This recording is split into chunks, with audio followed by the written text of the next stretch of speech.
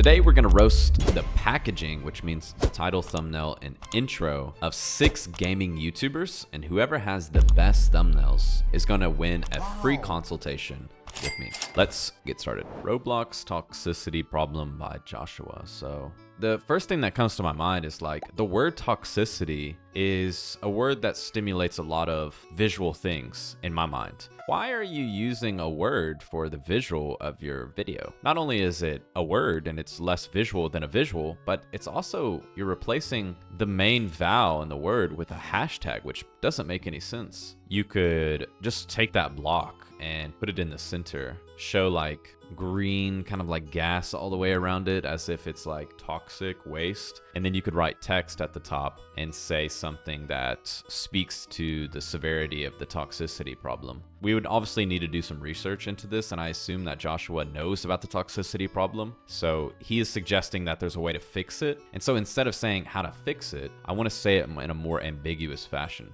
and I'm going to say but there's hope. Another thing that you could do is actually show something that's really toxic in the game. There's a lot of ways that you could make this design look better, but I think for me this one is like more visually stimulating than this one. If there is somebody who is known for toxicity, that would also add value, is showing their character, showing their face. If I'm being totally honest, I'd rate this like a 3 out of 10. Like it's okay because it has like the focal point and it's kind of conveying some semblance of toxicity with like the angry faces in the background. But then I'd say like this one is probably like 8 out of 10. It's just dramatically better simply because we've got a familiar icon in the center. We're using imagery that relates to the idea of the toxicity, and we're telling a story with the text that is more engaging because we're not saying a and statement, we're saying a but statement. We'll move on to this one and talk about Godie's thing. Right away, I'm like, I just don't really notice much of a difference. That's the main thing. Obviously, on the left side, you can barely see the characters.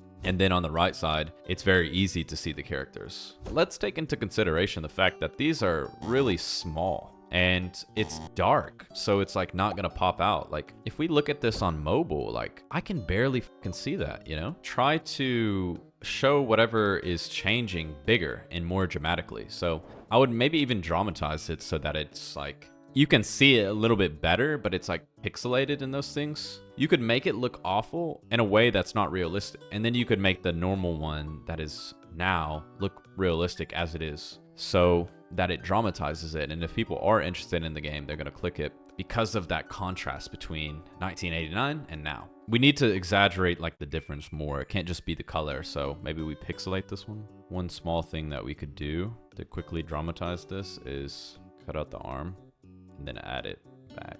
I would probably even lower the exposure on this a little bit more. I think that looks pretty good. Just looks absolutely bonkers now. I mean, look at that.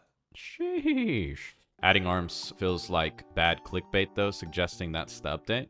The idea of the arms is also what I would call like a wow factor or a WTF factor. You know, the same way that somebody might use like the color yellow to get someone's attention, more so than the color black. We're using the wow factor to further grab their attention and make them look at it. If I were to rate this, I'd give it like a 3 out of 10 because it's just not enticing me to click. But on the other hand, this sells the idea a lot more because we're showing such an extreme difference between the two sides. Let's go to the next one. Top 10 hardest bosses in Elden Ring. The concept that you should use for the thumbnail is not the number, because the number doesn't communicate anything. From a visual perspective, we should talk about hard and easy. On the left side, I would show the absolute hardest boss and then say that they're easy, or vice versa. Show the easiest boss and say they're hard. And then on the right side, I would show the hardest boss and say they're easy. And the reason I would do this is simply to get clicks. People have their opinions about what is the hardest and what is the easiest. And so if we generally know the one that is the hardest and we say that it's easy, it's gonna make people click. I think this is probably my preference between the two as it is right now. But the idea that came to my mind when I first saw this was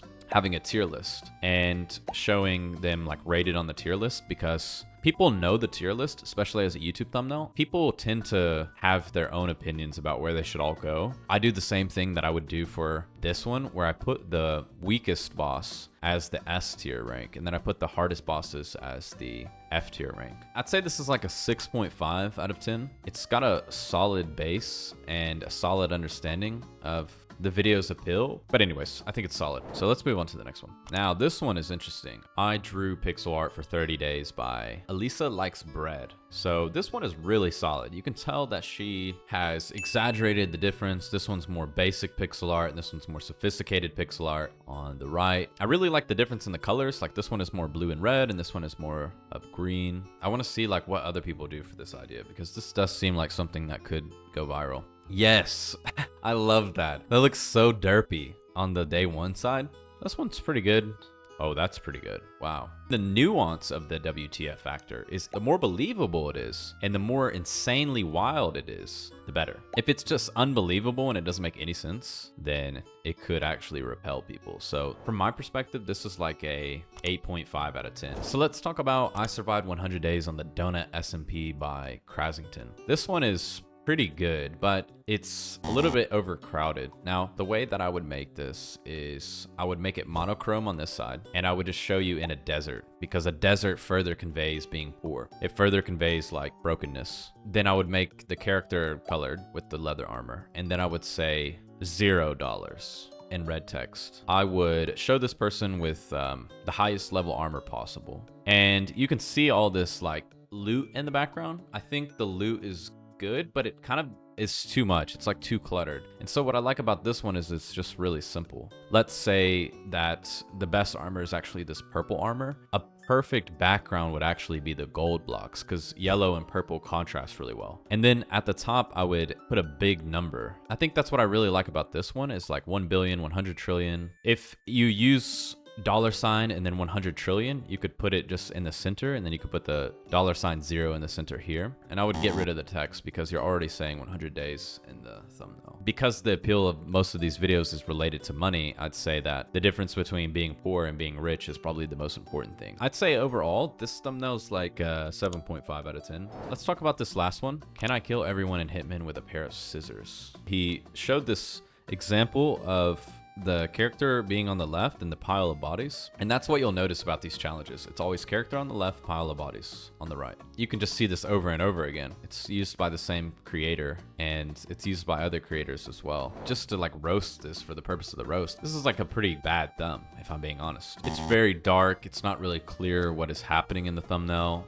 The guy is covering the text in the background, so it's not easy to read. We want to instantly convey what that idea is. On the other hand, the idea is so strong that I think that's why it's clickable, because if you read the title, it's interesting. So what I would do is create two different variants. I would create a variant like this where you show the hitman on the right. I want to show him with scissors, but I want to dramatize the scissors. So I want to show him with like a giant pair of scissors if possible. This will make your thumbnail more appealing because it will be easier to understand. And then on the right, I would just show a scene with all the bodies piled up. Simple as that. And then you could put a text that says silent or something at the top, like he's got here, silently. The other one that I would try is one where he's like using the tool or using the weapon. So in this one, you can see he's using the katana. I would show him killing somebody with the scissors. I think that would be a scene that I would want to show. For what it's worth, the thumbnail shows the things that it should show. I'd say this is like a 4 out of 10. The best one of this video was